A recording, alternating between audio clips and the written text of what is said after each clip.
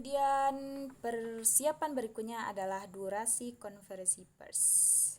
Diatur secara ringkas karena mengingat waktu yang dimiliki wartawan sangat terbatas karena mereka adalah deadline atau dikejar oleh waktu, tidak seperti kita yang bisa bersantai-santai.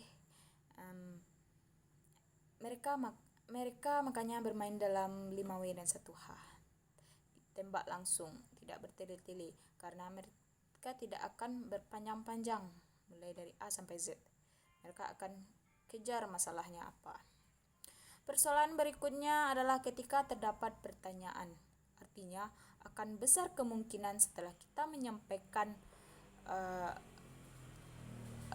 tokoh yang kita anggap sebagai perwakilan perusahaan tadi untuk menyampaikan rilis berita yang kita buat. Itu akan menjadi tanya jawab dengan wartawan.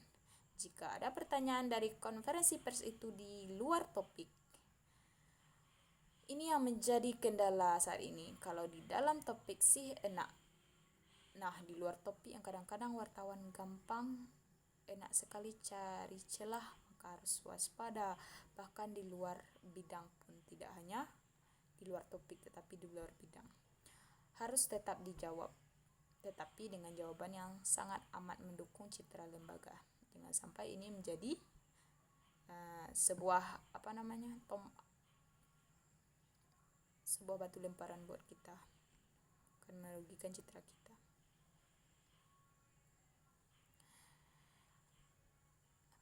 Dan kemudian apabila terdapat wartawan di luar undangan kita, ya jangan diusir selama ada persediaan kursi, persediaan tempat, maka layani saja dengan baik. Karena terkadang wartawan seperti itulah yang akan sangat berguna bagi kita. Yang terakhir yang dipahami adalah bagaimana dengan presentasi. Konferensi pers membutuhkan kemampuan untuk presentasi yang sangat baik. Nah, ketika Anda berbicara di depan publik misalnya, ketika konferensi pers terjadi, maka itu sama saja dengan Anda sedang presentasi di depan khalayak atau publik. Jadi, kalau presentasi kita tidak hanya mampuni, ini bisa jadi persoalan yang besar, apalagi dalam tanya jawab. Setelah konferensi pers itu selesai, setelah presentasi selesai, itu akan menjadi lebih mengerikan ketika tanya jawab terjadi. Kemampuan presentasi tingkat tinggi yang dipertanyakan di sini. Para wartawan membutuhkan treatment sendiri. Mereka orang-orang yang kritis. Mereka adalah orang-orang yang dituntut untuk rajin bertanya.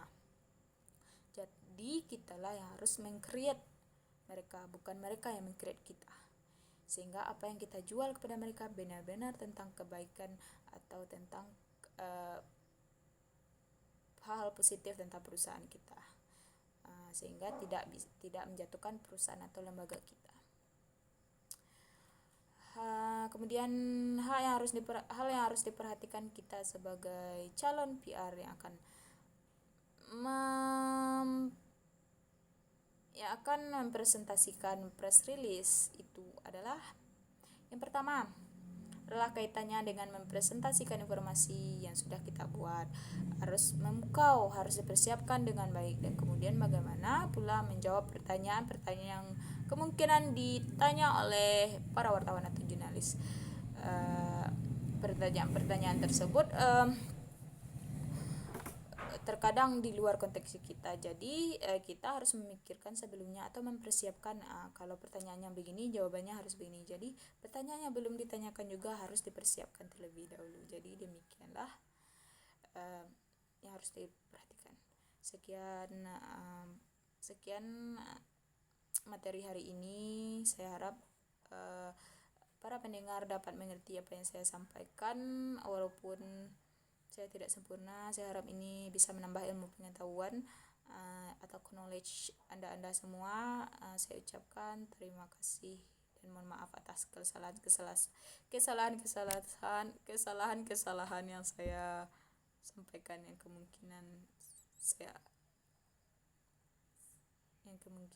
dapat membuat Anda tersinggung. Sekian, terima kasih. Assalamualaikum warahmatullahi wabarakatuh.